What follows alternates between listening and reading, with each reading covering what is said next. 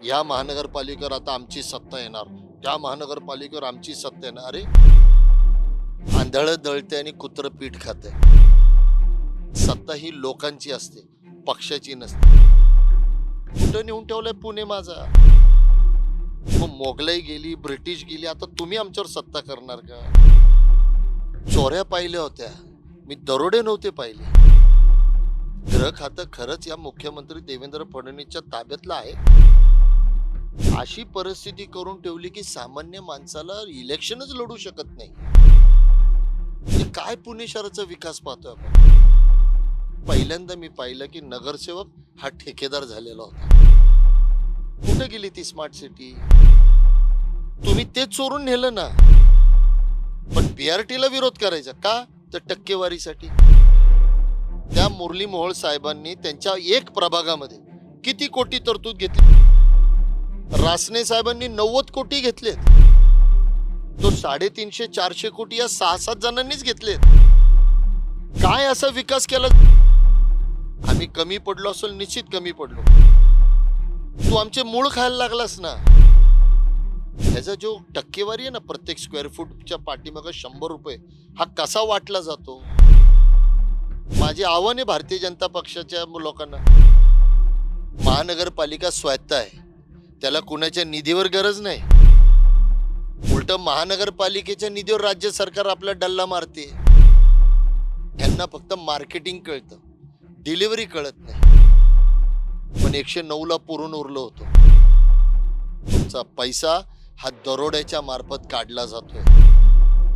नमस्कार, मी Deepak Darade. For the people न्यूजमध्ये आपलं सर्वांचं स्वागत आहे. मंडळी, पुणे महानगरपालिकेची निवडणूक सुरू आहे.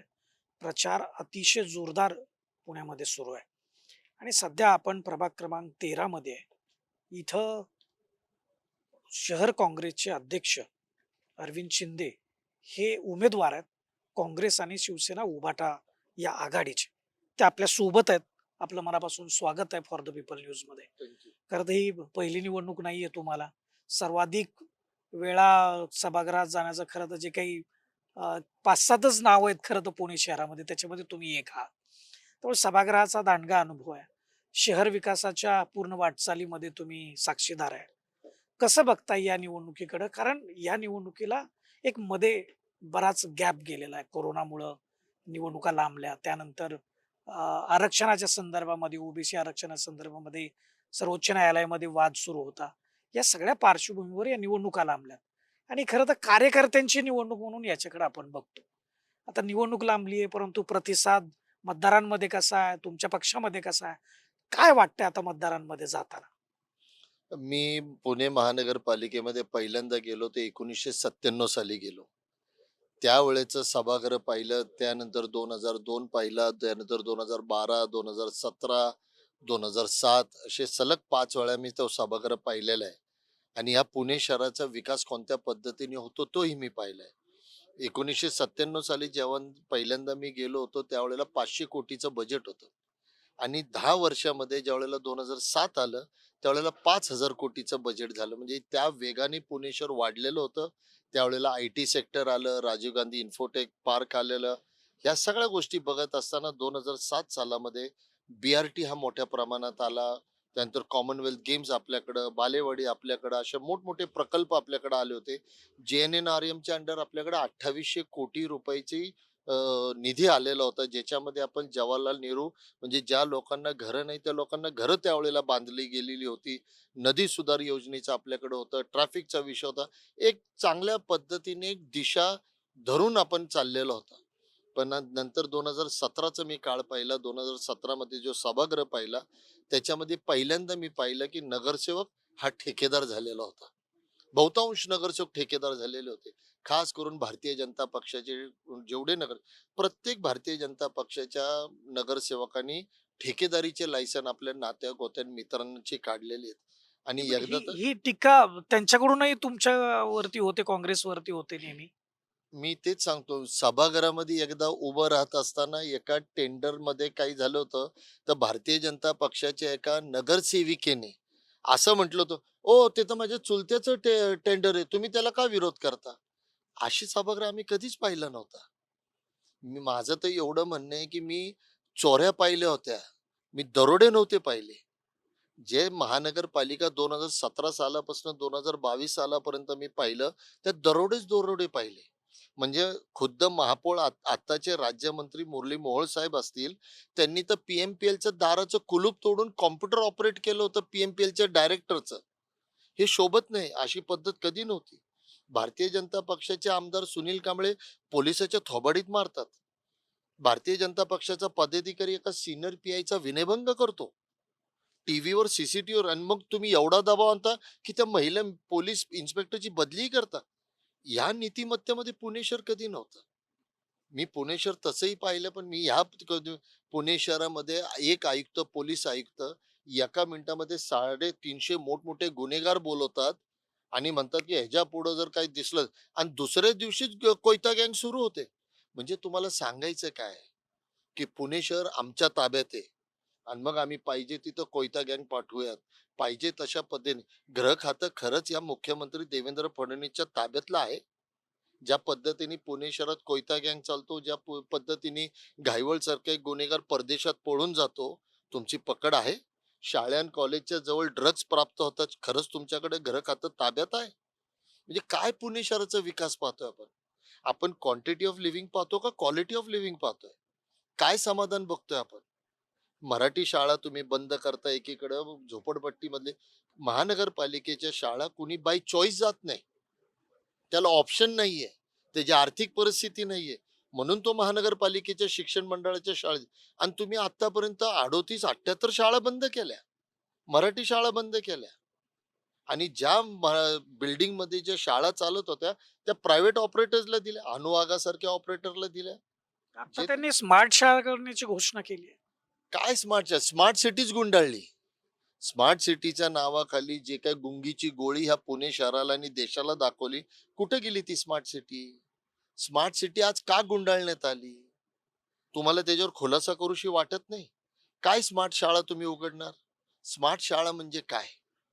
फक्त एलईडी एक लावला आणि ऑनलाईन तुम्ही अभ्यास सुरू केला म्हणजे ते स्मार्ट होते का? त्यापेक्षा ग्रामीण भागामध्ये तुम्ही युट्यूबवर जावा. अनेक मुलं स्मार्ट शाळेच्या अंडर एलईडी नाही, पण युट्यूबवरनं जर्मन भाषा शिकतात. युट्यूबवरनं दुसऱ्या गोष्टी करतात. तुम्ही त्याला स्मार्ट शाळा म्हणणार का? इथे एक एलईडी बोर्ड लावला आणि बाई आपल्या रूममध्ये आणि मुलं दुसऱ्या रूममध्ये, त्याला स्मार्ट म्हणणार? मला अशी पुणे शहराची विकासाची अपेक्षा नाही. पुणे शहराला एक शाश्वत विकासाची अपेक्षा आहे आणि ज्या पद्धतीने भारतीय जनता पक्ष त्या सत्ता उपभोगण्याचा प्रयत्न करते. मी उपभोगणं का म्हणतो? कारण सत्ता ही लोकांची असते, पक्षाची नसते. लोकांच्या सत्तेमध्ये तुम्ही त्यांना दिशा द्यायची असते. पण भारतीय जनता पक्ष प्रत्येक वेळेला या महानगरपालिकेवर आता आमची सत्ता येणार, त्या महानगरपालिकेवर आमची सत्ता येणार. अरे, मग मोगलाई गेली, ब्रिटिश गेली, आता तुम्ही आमच्यावर सत्ता करणार का? सत्ता ही नागरिकांची असणार आणि मतदारांची असणार. कोणत्या नगरसेवकाची नसणार किंवा कोणत्या पक्षाची नसणार. हे नाही, विचारायचे पण आम्ही आहोत. आता भारतीय जनता पार्टीला तर जनमत एवढं चांगलं मिळतंय असा त्यांचा दावा आहे, की म्हणजे अगदी त्यांचे आता 70 एक उमेदवार तर सत्ताधारी पक्षातले बिनविरोध झालेले आहेत. आणि त्याला तुम्ही विरोध करता. बिनविरोध होणं गुन्हा आहे का त्यांचा? 100% गुन्हा आहे. बिनविरोध म्हणजे काय? डॉक्टर बाबासाहेब आंबेडकरांनी तुम्हा आम्हाला संविधान दिलं. त्या संविधानामध्ये लोकांना ताकद दिली मताची, की मी मत केल्यावर हा निवडून येणार आहे. हा माझं प्रतिनिधित्व करणार आहे. हा माझ्या समस्या. तुम्ही तेच चोरून नेलं ना. नाही, मग जे बिनविरोध हे पहिल्यांदा नाही झालेलं. नाही ना. यापूर्वी झालेले आहेत. महानगरपालिकेमध्ये कधीही या पुणे शहरामध्ये बिनविरोधी प्रकारच नव्हता. आणि बिनविरोध करायची पद्धत काय आहे? उमेदवार भेटला नाही म्हणून? तुम्ही कोणत्या उमेदवारांना ज्यांनी फॉर्म भरले त्यांना विकत घेताय, दमबाजी करतायत, गुन्हेगारांचे फोन येतात. किती उमेदवार टिकवताय तुम्ही? तुमच्या पुढं तिथे एकही नागरिक त्या प्रभागामध्ये असा नाहीये, जो लढू शकतो तिथं. पण तुमची दहशत अशी आहे. तुम्ही गुन्हेगारांकडनं दहशत करता, पोलिसांकडनं दहशत करता. काही उमेदवार आमचे ज्यांना इन्कम टॅक्सच्या नोटिसा सकाळ-सकाळ आल्या, त्यांनी एबी फॉर्म घेण्यापासून विरोध केला. म्हणजे काय पद्धतीने तुम्ही सत्ता राबवताय? फक्त आता एवढंच राहिलं, की बंदूक घ्यायची आणि आमच्या डोक्यावर ठेवायची आणि हो म्हण, नाही म्हण एवढंच राहिलं बाकी करायचं. जे आमचं रक्त हे काँग्रेसचं रक्त आहे, ज्यांनी स्वातंत्र्य काळामध्ये अनेक घरांचे राख रांगोळी होताना पाहिलेले आहेत. आम्ही या गोष्टीला घाबरत नाही. पण जो सामान्य कार्यकर्ता आहे तो की ज्या खरं लोकांमधनं ज्याला तळमळ आहे, तो कोणत्याही पक्षाशी संबंधित नाहीये, तो नागरिक म्हणून ज्याला तळमळ आहे, त्याला अधिकार नाही निवडणूक लढण्याचा. अशी परिस्थिती करून ठेवली की सामान्य माणसाला इलेक्शनच लढू शकत नाही, अशी परिस्थिती केलेली. ही परिस्थिती ह्या संविधानाला घातक आहे, असं आमचं मत आहे. तुम्ही खरं तर विकास प्रकल्पांचा म्हणजे अनेक विकास प्रकल्पांचा उल्लेख केला आता बोलताना. पण याच्यामधले बहुतांश विकास प्रकल्प हे भारतीय जनता पार्टी असं सांगते, की ते त्यांच्याच कार्यकाळामध्ये सुरू झाले. मेट्रोचं तुम्ही म्हणता, की मनमोहन सिंग पंतप्रधान असताना त्याला मान्यता मिळाली वगैरे. पण सुरुवात नाही झाली 2003-4 पासून त्याची फक्त घोषणा होत होती. परंतु मेट्रो झाली नाही. स्काय बस झाली नाही. भुयारी झाली नाही. वरून झाली नाही. ही टीका सातत्यानं काँग्रेसवर झाली. परंतु मेट्रो त्यांनी या पुणे शहरामध्ये धावून दाखवली, असं त्यांचं मत आहे.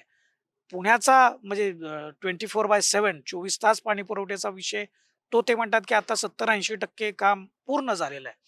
विकासाच्या बाबतीतही त्यांनी सांगितलेलं आहे, की पुणे शहर हे जागतिक पातळीवरती आघाडीवर नेण्यासाठी आता आम्ही कटिबद्ध आहोत. ह्याला तुम्ही कसं नाकारता? ह्याला नाकारत नाही मी. ह्याला एक उदाहरण देतो. आपल्यात म्हण आहे की आंधळं दळते आणि कुत्रं पीठ खाते. मी तुम्हाला 2-3 उदाहरणं देतो. मेट्रोचं स्वप्न काँग्रेस पक्षाने बघितलं. मी स्थायी समिती अध्यक्ष असताना मान्यता दिलेली होती. त्यावेळेला मेट्रो किती कोटीची होती? 9,000 कोटीची होती. त्या 9,000 कोटीला तुम्ही 19,000 कोटीची मेट्रो बनवण्यामध्ये काय हेतू होता? ह्याचं उत्तर पुणेकरांना द्यावं लागेल. 24/7 2007, 8, 9, 11 मध्ये सुरू केली. आज 10 वर्ष. तुमचा किती वर्षाचा प्रकल्प होता? तो 5 वर्षाचा प्रकल्प होता. तो 5 वर्षानंतर 24/7 चं पाणी मिळणार त्याच्या अगोदर प्रत्येक करदात्याला 5% वाढ पाणी कपातमध्ये दिली. म्हणजे 9 वर्ष झालीत. तुम्ही 24/7 चे 5% कर घेताय. म्हणजे 5 वर्षात 25% वाढवून घेतलाय कर. पण पाणी अजून दिलेलं नाहीये. BRT ज्यावेळेला तुम्ही गुजरातचा मॉडेल सांगत होते, गुजरातचा मॉडेल असा, वाहतुकीचा मॉडेल असा म्हणून तुम्ही आणला. काय केलं गुजरातच्या मॉडेलनी? आणलं तुम्ही पुण्यात. BRTला आम्ही आणली त्यावेळेला तेव्हा प्रायोगिक तत्वावर आणली 2006 मध्ये तुम्हाला दाखवायला. 2007 मध्ये सत्तांतर झालं. पुणे विकास आघाडी म्हणून BJP, सेना आणि राष्ट्रवादी एकत्र झालेली होती. त्यावेळेला BRTला विरोध करणारे तुम्ही होते. पण BRTचे टेंडर मान्य करणारे श्याम देशपांडे स्थायी समितीचे अध्यक्ष होते. म्हणजे एकीकडे तुम्हाला टेंडर मान्य करायचे BRTचे, पण BRTला विरोध करायचा का? तर टक्केवारीसाठी. दुसरा विषय घ्या. तुम्ही या 2007 मध्ये सांगता यांनी कर्ज रोखे उभे केले, बॉन्ड्स.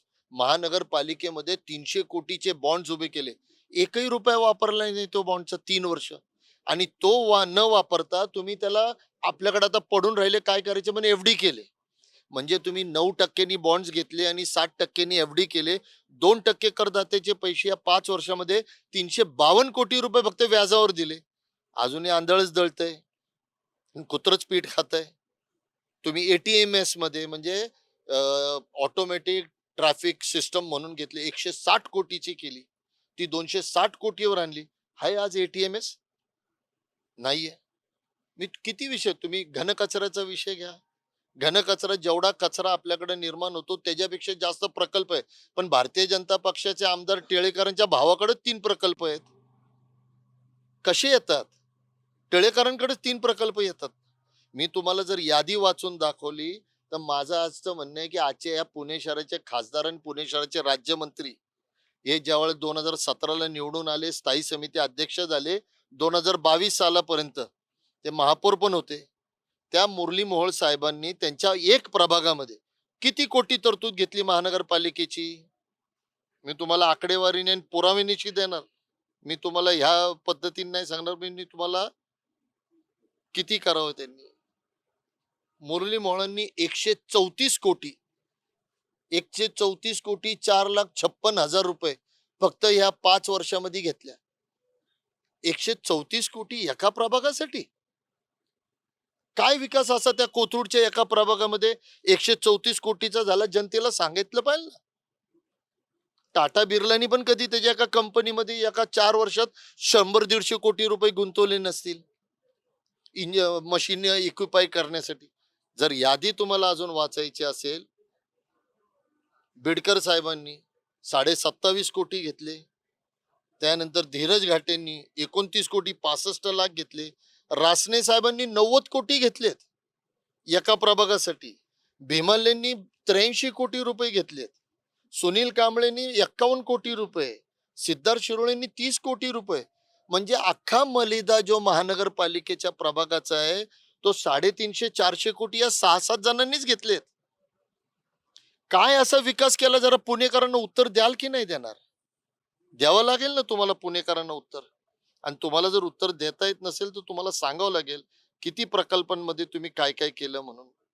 कुठेतरी आता म्हणजे तुम्ही एवढी आकडेवारी सांगताय या सगळ्या अ, कुठं कुठं निधी खर्च केलाय, कुणी कुणी निधी पळवलाय, पण सातत्यानं कुठं काँग्रेस अग्रेसिव्ह दिसत नाही. हे जे मुद्दे आहेत जिथं बीजेपी बॅकफूटवर आहे, हे मुद्दे मांडताना काँग्रेस कुठंतरी कमी पडते का, असं नाही वाटत का? आता तर निवडणूक सुरू आहे आणि या सगळ्या निवडणुकीच्या काळामध्ये आपण बघतो की काँग्रेसला लढताना अगदी दमछाक होताना दिसते. मी कुणा कुणाला दोष देणार? जो आम्ही संविधानाचा चौथा स्तंभ आहे मी त्याला दोष देणार का मी स्वतःला दोष देणार? मी तुम्हाला माझे पत्रांचे गट्टे दाखवतो. मी इथपर्यंत आहे की मी अँटी करप्शन ब्युरोला सुद्धा पत्र दिलेली आहेत. त्याच्यावरही कधी सुनावणी नाही. एन्फोर्समेंट डायरेक्टरला पण आम्ही पत्र दिलीत. त्याच्यावरही कधी सुनावणी नाही. महापालिका आयुक्तांना अनेक वेळेला पत्र दिलीत. महापालिका आणि प्रत्येक पत्र प्रेसला सुद्धा लिहिली. मी मेन स्ट्रीम प्रेसचं बोलतोय. की त्यांनी तरी आवाज त्यांच्या विरोधात उचलला पाहिजे होता. आम्ही जो आवाज उचलला आंदोलनाच्या माध्यमातून आम्ही कमी पडलो असेल निश्चित कमी पडलो. पण आमच्या कमी पडल्याने ह्यांच्या चोऱ्या कमी पडल्या का? ह्यांच्या वाढतच गेल्या ना. ह्यांना स्वतःचं सेल्फ कॉन्शियस आहे की नाहीये? स्वतःचा आत्मा आहे का नाही की ज्या पुणे शहरांनी आणि पुणेकरांचं मी घेतोय त्याच्या विरुद्ध त्यांचंच लुटायचंय का? बरं फळ खायची मी तुझ्याकडनं अपेक्षा धरू शकतो. तू आमचे मूळ खायला लागलास ना. या पुणे शहराला आज तुम्हाला ज्या वेळेला 97 सालामध्ये ज्या वेळेला फिक्स डिपॉझिट्स आपले होते 2,000 कोटी होते. ते 2,000 कोटी एफडी असताना सुद्धा तुम्ही बॉन्ड्स उचलले 300 कोटीचे. आज किती एफडी आहेत तुमच्याकडे? सांगाल कधी तुम्ही महानगरपालिका आयुक्त बोलणार? बजेटची यादी सुद्धा कळून देत नाही आयुक्त. एवढी सिक्रेसी काय आहे? लोकशाहीमध्ये आरटीआयचा कायदा आल्यानंतर एका शहर अध्यक्षाला नादे मी जर पत्र मागितलं तर मला पत्र मिळत नाही. मला टेंडर हे बघायला मिळत नाही की तुम्ही काय टर्म्स अँड कंडिशन टाकले, कसे तुम्ही निविदा प्रक्रिया राबवली, काही नाही. मी एक विषयाची आठवण करून देतो तुम्हाला. आंबेगाव बुद्रुक मध्ये बांधकाम झालेलं होतं. 36 बिल्डिंग बांधकाम केले बिगर परवानगीचे. म्हणजे त्याच्यामध्ये अधिकारी, त्याच्यामध्ये लोकनियुक्त 36 बिल्डिंग. म्हणजे जवळ-जवळ 300 कोटी रुपयाचं अनधिकृत बांधकाम मी तक्रार दिली, पत्र दिलं, त्यांनी पाडले. पण पाडले कसे? बाल्कनीचे भिंत पाड, हे पाड, ते पाड. त्याचे फोटो दाखवतो तुम्हाला. भयंकर पाड. आणि 8-15 दिवसामध्ये बांधून परत रेडी. ह्याचा जो टक्केवारी आहे ना प्रत्येक स्क्वेअर फूटच्या पाठीमागे ₹100 हा कसा वाटला जातो? नगर अभियंतापासून तर त्या लोकप्रतिनिधीपर्यंत भारतीय जनता पक्षाचा कसा डिस्ट्रीब्यूट होतो? 100 कोटी रुपये त्याच्यामध्ये यांनी घ्यावेत. आजही त्या बिल्डिंग 38 तशाच्या तशा आहेत. माझं त्या लोक राहतात त्या गरिबांनी ज्यांनी पैसे टाकले त्यांच्याबद्दल नाही. पण जर एवढे अनधिकृत बांधकाम होत असेल तर धरणं वाढवली का तुम्ही पाण्यासाठी? तुम्ही एस-टी-पी मशीन, तुम्ही घनकचऱ्यासाठी काही नवीन योजना केली का? तुम्ही आता सांडपाणी शुद्धीकरणसाठी काही नवीन योजना केली का? नदी सुधारणा प्रकल्प तुम्ही राबवलाय. फक्त गुजरातनी केला म्हणून आपल्याला करायचंय. सुरतची जे रिव्हर डेव्हलपमेंट फ्रंट आहे त्या नदीची ब्रॉड 200 फूट आहे. आपल्याकडे तेवढी नाही. तुम्ही केली. माझी आव्हान आहे भारतीय जनता पक्षाच्या लोकांना. रिव्हर डेव्हलपमेंट फ्रंट केले ना, एकाने येऊन उद्या अंघोळ करून दाखवा त्या नदीमध्ये. हिंमत असेल तर अंघोळ करावी. एवढी दूषित आहे. त्या संगमावर जिथं आम्ही गणपती विसर्जन करायला जातो, इच्छा होत नाही आम्ही येऊन आमच्या ड्रम मध्ये नाही तर हौदमध्ये करतो. भारतीय जनता पक्षाच्या एका प्रतिनिधी येऊन डुबावं ना तिथं. गणपती बुडवायला येताना तुम्ही तिथं. नदी सुधारणा प्रकल्प राबवताना एकदा एक डुबकी तर मारून दाखवा आम्हाला. कोणत्याही भारतीय जनता पक्ष मी दुसऱ्याची त्याचा सत्कार करायला तयार आहे. फक्त तिथं बघायचं आणि एक डुबकी मारून यायचं. नाही दुसऱ्याशी आयसीयू मध्ये झोपला तर सांगा मला. आता तुम्ही मतदारांकडे जाताय, निवडणुकीसाठी प्रचार सुरू आहे. 15 जानेवारीला मतदान होणार आहे. पुणेकरांना काय आश्वासन देताय? काय संदेश देताय या निवडणुकीच्या निमित्तानं? मी पुणेकरांना परत एकदा सांगणार, तुमच्या करदात्याच्या तुम्ही जे करदाते आहात, तुमचा पैसा हा दरोड्याच्या मार्फत काढला जातोय. सावध व्हा. आम्ही त्याही वेळेला आपल्याला सांगितलं होतं, एक पाऊस पडला तर पुणे शहरात पूर येतो. पण गरिबांच्या घरामध्ये किंवा वाड्यांमध्ये नळाला पाणी येत नाही. ही विटंबना आहे नाहीये का? एक मुलं जो मोठ्या उच्च इमारतीच्या मोठ्या धनधानग्या लाख रुपयाच्या वर्षाच्या फी शाळेमध्ये जातो आणि एका गरिबाच्या मुलाला महानगरपालिकेची शाळा सुद्धा प्राप्त होऊ नये. ही असमतोलता तुम्हाला दिसत नाही? तुम्हाला एखाद्या ॲम्ब्युलन्सला पूर्वी आपण ॲम्ब्युलन्स ऐकायचो, कधीतरी सायरन ऐकायचो. आज दर 4 दिवसातले 4 वेळा ॲम्ब्युलन्स जाताना येताना पाहतो. म्हणजे एवढं आरोग्य खराब होत चाललंय. आणि देव न करो कधी एखादा तुमचा इमर्जन्सी पेशंट ॲम्ब्युलन्समध्ये आला, तो दवाखान्याला जास्तोवरच मृत्यू पावणार. एवढी ट्रॅफिकची कंडिशन झाली आहे. मी अनेक माझ्या प्रभागामध्ये नागरिकांना बघितलंय, शाळेमध्ये जाणाऱ्या मुलांना वेळेवर पोहोचता येत नाही, कारण डब्बा मिळत नाही. डब्बा का मिळत नाही? तर पाणी आलेलं नाही. पाणी आलं, डब्बा मिळाला तर ट्रॅफिकमध्ये अडकलेला आहे. ट्रॅफिकमध्ये अडकून पेपर द्यायला गेला तर पेपर फुटलेला आहे. कुठं शाश्वत आहे? तुम्ही या पुणे शहराच्या नागरिकांना शाश्वत करणार आहात की नाही? की तू बिंदास राहा, तू आमच्या एकदा आम्हाला कर दिलायस, तू आम्हाला टॅक्स पे रे, तुझ्या आरोग्याची, तुझ्या मुलांच्या शिक्षणाची, तुझ्या पाण्याची, तुझ्या एका जागेवरनं दुसऱ्या जागेला पोहोचण्याची आता हमी आमची आहे. हे कधीतरी बोलणार आहे का नाही? आणि का देणार आहे का? तुमच्या म्हणण्याला भारतीय जनता पार्टी असं म्हणते, की केंद्रात आमचं सरकार आहे, राज्यात आमचं सरकार आहे. त्यामुळे हे ट्रिपल इंजिन जर लागलं, तरच तुमच्या शहराचा विकास होईल. अन्यथा तुमच्या शहराला केंद्र आणि राज्याकडून निधी कसा मिळेल? गरजच काय? हेच तर खोटं बोलतायत मतदारांना. घटना दुरुस्ती 74 आणि 75च्या घटना दुरुस्तीनंतर कॉन्स्टिट्यूशनच्या महानगरपालिका स्वायत्त आहे. त्याला कुणाच्या निधीवर गरज नाही. उलट महानगरपालिकेच्या निधीवर राज्य सरकार आपला डल्ला मारते. ह्या टॅक्स पेअरचा स्वायत्ता बॉडी असल्यामुळं आपण जे टॅक्स घेतो, आपल्या टॅक्स मधून आपल्या पुणे सरकारची गरज काय? हे कशाला खोटं बोलताय तुम्ही लोकांना? कशाला आम्हाला सांगताय केंद्राकडनं केंद्राकडनं आणि राज्याकडनं पैसा येणार, तो आमचा अधिकार आहे. आम्ही आमचं इन्कम टॅक्स देतो, जीएसटी देतो, वॅट देतो, त्याचा हिस्सा पुणे शहराला आला पाहिजे. पण जो प्रॉपर्टी टॅक्स आम्ही भरतो, बिल्डिंग डेव्हलपमेंट कन्स्ट्रक्शनला जो पैसा भरतो, तो आमचा पैसा आहे. तो स्वायत्ता बॉडी आहे. हे खोटं बोलणं सोडा. एखाद्या ज्याला, आणि माझं हेच म्हणणं आहे, की मतदाराला किती फसवणार आहात? आणि एवढंच तुमच्यामध्ये हिंमत आहे, ते एकदा समोरासमोर होऊ द्या ना आमच्या बरोबर. फक्त एखाद्या कुठंतरी एकट्याने बोलायचं. तुम्ही ह्यांना सवय काय लागली? कुणीही मला प्रश्न विचारायचा नाही.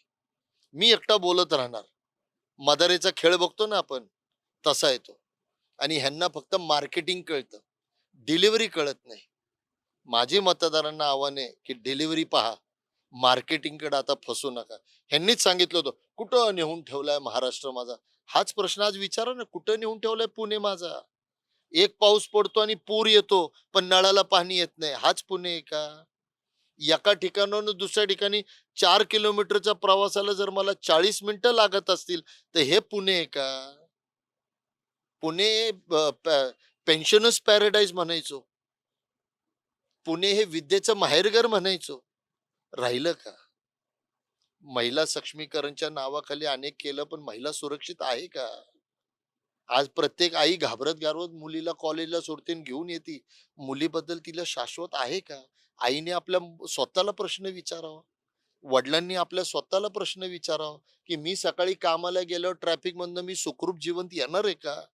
किती ऍक्सिडेंट होत आहेत वर्षातले? 365 दिवसापैकी 40 दिवस माणूस ट्रॅफिक मध्ये घालवतोय. हे कॅल्क्युलेशन आहे.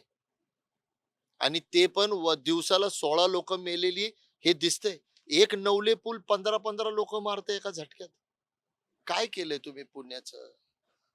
मतदारांनी प्रश्न विचारला पाहिजे, एक माझ्या पुण्याचं काय केलं? एक इमोशनल प्रश्न आहे तुमच्या संदर्भामध्ये आणि एकूणच काँग्रेसच्या संदर्भामध्ये. काँग्रेसचे जे माजी खासदार होते, पुण्याचे नेते होते सुरेश कलमाडे. हा खरं तर दुर्दैवी योग आहे, की त्यांचं निधन हे महापालिकेची निवडणूक सुरू असताना, प्रचार सुरू असतानाच झाली. आणि ह्या पुण्यावर एक एक काळ असा होता, की तो गारुड त्यांनी केला होता आणि तुम्ही त्याचे साक्षीदार आहे, सहकारी होतात तुम्ही. काय आत्ता काँग्रेसला त्यांची किती उणीव भासते आणि अशा नेत्याची किती गरज आहे? मी सुरेशभाई कालमाडींना त्यावेळेपासून पाहिलंय, ज्या वेळेला मी कॉलेजमध्ये असताना आम्ही पाठीमागं पळायचो त्या व्यक्तीला फक्त बघायचं. त्यावेळेला मोबाईलचा काळ नव्हता, सोशल मीडियाचा काळ नव्हता. त्यावेळेला आम्ही पाहिलंय. तेव्हा माणूस म्हणजे ते आमचे नेते होते. डोक्यात फक्त पुणे शहराच्या विकास आणि विकासाचा विषय येड्यापणाने लागायचा. ते 2 तासासाठी जरी पुण्यात आले ना, तर त्या 2 तास फक्त पुण्याच्या विकासासाठी असायचा. मेट्रोचं स्वप्न पुणे शहराला त्यांनी दाखवलं, कार्यान्वित केलं. BRTचा विषय, पहिला बंद नलिकेचा खडक वाचल्यावरनं पाणी जे ओपन कॅनलमधनं यायचं, लोकांना प्लास्टिक निघणं, हे होणं, बंद नलिकेतनं पाणी सुरेशभाई कलमाडींनी दिलं. पंढरपूरला ब्रॉडगेज पहिली कलमाडी साहेबांनी दिली. किती प्रकल्प मी सांगणार तुम्हाला. सिमेंटचे रोड्स त्यांनी दिले. JNNRMच्या अंडर 2800 कोटीचं तर बजेट त्यांनी आणलं. या पुणे शहराला बालेवाडीमध्ये ऑल इंडियाची गेम्स ज्यांनी घडवली ते कलमाडी साहेबांनी आणलं. या पुणे शहराला इंटरनॅशनल एअरपोर्ट ज्यांनी दिला ते कलमाडींनी आणलं. मी त्या व्यक्तीबद्दल, त्यांनी झोपडपट्टीमध्ये राहणाऱ्या महिलेला महापौर केलाय. त्यांनी सर्व समाजाला एकत्र घेऊन काम केलं. त्यांच्याकडे 12 बलुतेदार होते. असा एक समाज राहिला नाही ज्या समाजाला त्यांनी प्रतिनिधित्व दिलं नाही. त्यांनी 15 वर्ष महानगरपालिकेवर राज केलं. 15 स्टँडिंग कमिटी चेअरमन, 15 महापौर केले. त्यामध्ये सर्व समाजाला न्याय दिला, सर्व तबक्यातला न्याय दिला आणि त्याचबरोबर त्यांच्याकडनं पुणे शहराच्या विकासाला दिशा द्यायचं काम केलं. मग DP प्लॅन त्यांच्यामध्ये झाला, आजूबाजूच्या गावांच्या विकासाचं काम झाला, त्यांना बजेटचं दिलं, अनेक काम. त्या माणसाची तुलना आपण करू शकत नाही, कारण तो एवढा ध्येय वेडा आणि विकास वेडा होता. म्हणजे आम्ही त्यांना अनेक वेळेला पाहिलं, पण ज्या पद्धतीने शेवट झाला, आम्हाला आजही त्या व्यक्तीबद्दल खूप आदर आहे आणि जे शेवट होता तो अत्यंत त्रासदायक होता. उणीव किती भासते निवडणुकीमध्ये? कलमाडी साहेब 2010 सालापासून जे गेले, आज 2026-16 वर्ष झाली. पुणे शहराला एक सर्वांगीण नेतृत्वच नाहीये. ज्यावेळेला कलमाडी साहेब होते त्यावेळेला BJP सुद्धा त्यांचे विकासाचे गुणगान गायची आणि त्यांचे सुद्धा विकासाचे मुद्दे ते समावेश करायचे जर योग्य असेल तर. म्हणजे भाजप असेल, सेना असेल, कोणताही पक्ष असेल त्यांच्या बरोबर चालत होता. आणि आजही आपल्याला सांगतो, युथ काँग्रेसच्या माध्यमातून एक साधा कार्यकर्त्याचं काम करत करत ते त्या म्हणजे 26 वर्ष एका लोकसभा आणि विधानसभेमध्ये प्रतिनिधित्व करणं आणि पुणे शहरामधनं, जर पुणे शहराचा प्रश्न असेल 15 मिनिटामध्ये पंतप्रधानांच्या कार्यालयात जर अपॉइंटमेंट कोणाची घ्यायची असेल तो एकमेव माणूस होता, तो सुरेशभाई कलमाडी होता. सोनिया गांधींना 15 मिनिटामध्ये भेटायचंय मला म्हटलं आणि ठरवलं, तो सोनिया गांधींना 15 मिनिटामध्ये भेटायची कला आणि ती ताकद फक्त त्या एका व्यक्तीमध्ये होती. मनमोहन सिंगांना त्यांनी 2 वेळा पुणे शहरामध्ये आणलं, 2 वेळा पुणे शहर फिरवलं आणि पुणे शहरासाठी वेगळे पॅकेजेस घ्यायचं काम फक्त पुणे शहरामध्ये. अनेक कलमाडी साहेबांवर आरोप झाले, खोटे आरोप भारतीय जनता पक्षाने कॉमनवेल्थ गेम्स बद्दल केले. कोर्टाने आणि ईडीने त्यांना निर्दोष मुक्तता केली. दुःख एवढं वाटतं, एक भारतीय जनता पक्षाच्या माणसांनी ज्यांनी आरोप केला त्यांनी सांगायला पाहिलं होतं की साहेब, तुम्ही पुणे शहराला एवढं दिलं, आम्ही तुमच्यावर खोटे आरोप केले, कोर्टाने तुम्हाला निर्दोष सोडलं, आम्ही सॉरी, आमच्याकडनं चूक झाली. एक मोठेपणा कोणत्या भारतीय जनता पक्षाच्या नेत्यांनी जर दाखवला असता ना, तर आम्हाला बरं वाटलं असतं. पण एकही नेत्याने त्यांच्यावर खोटे आरोप केले आणि त्यांच्यावर निर्दोष सुटल्यानंतर सुद्धा एकाही भारतीय जनता पक्ष काही बोलला नाही. तुमच्या हातात 15 वर्ष supreme court, ED, income tax, police सगळं असताना सुद्धा कलमाडी साहेब कॉमनवेल्थ गेम मधून निर्दोष सुटलेले होते आणि भारतीय जनता पक्ष त्याही वेळेला मौन होता, खोटा आरोप करून सुद्धा. हेच मतदारांना मला सांगायचं. आज आज कसोटीच्या म्हणजे अगदी सर्वोच्च क्षणावरती काँग्रेस पक्ष निवडणुकीला तुम्ही सामोरं गेलाय. आत्ताची परिस्थिती काय आहे काँग्रेसची? कारण म्हणजे खरं सांगायला थोडंसं अडचणीचं ठरेल तुम्हाला, परंतु तरी निवडणूक कशी असेल आता काँग्रेसची?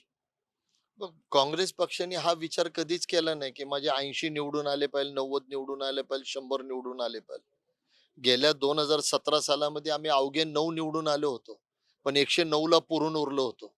कारण ज्या वेळेला तुम्ही बिगर आमिषाचा एखाद्या विषयाला विरोध करता आणि ज्या वेळेला ठणकावून उभे राहता, त्यावेळेला 24/7 चे आजही व्हिडिओज आहेत. 24/7 मध्ये जो घोटाळा केला, वरनं तुम्हाला सीबीआयची इन्क्वायरी लागली. मोहोळ साहेब त्यावेळेला स्टँडिंग कमिटी चेअरमन होते. तुम्हाला आयुक्ताला, महापालिका आयुक्तांना फेअर टेंडर करावं लागलं, कारण ह्या टेंडरमध्ये आता काय आपल्याला वाचता यायचं नाही. अशी अशी कामं आम्ही त्यावेळेला केलीत. 9 जणांनाही शक्य आहे. माझं एवढंच म्हणणं आहे, की 9 येऊ किंवा 90 येऊ. पुणे शहराला तुम्ही तुमचं दायित्वानी, तुमच्या प्रामाणिकपणाने काय पुणेनी तुम्हाला खूप काही दिलं. पुणेकरांना तुम्हाला देता आलं पाहिजे. आता हा प्रश्न आहे. आपण वेळ दिला तेवढ्या व्यस्त कार्यक्रमामधून त्याबद्दल धन्यवाद नक्की. आणि निवडणुकीसाठी शुभेच्छा तुम्हाला. Thank you. हे होते शहराध्यक्ष काँग्रेस पक्षाचे पुणे शहराचे अरविंद शिंदे. स्वतःही ते निवडणूक लढवत आहेत. परंतु पुणे शहरामध्ये राजकीय आरोप प्रत्यारोप विकासाच्या माध्यमातून जे काही सुरू आहे त्याचं कुठंतरी एक वास्तव स्वरूप मतदारांपर्यंत पोहोचावं अशी त्यांची भूमिका आहे. आणि सुरेश कलमाडींचा जो उल्लेख झाला, खरं तर निवडणुकीचा प्रचार सुरू आहे आणि पुणे आणि सुरेश कलमाडी हे नातं वेगळ्या शब्दात सांगायची खरं तर गरज नाहीये. कारण पुणेकरांना चांगलं हे व्यक्तिमत्व माहिती होतं आणि त्यांचा दुर्दैवी निधन नुकतंच झालं. त्याबद्दल काँग्रेस पक्षाची काय भूमिका आहे किंवा काँग्रेसला किती उणीव भासू शकते, हे अरविंद शिंदे यांनी आपल्याला सांगितलेलं आहे. आपल्यापर्यंत आम्ही जे अपडेट आहेत ते घेऊन येत राहू. तुम्ही फॉर द पीपल न्यूज चॅनलला सबस्क्राईब करा, फॉलो करा. कॅमेरामॅन रोहित वनकट्टेसह मी Deepak Darade, for the people news Pune.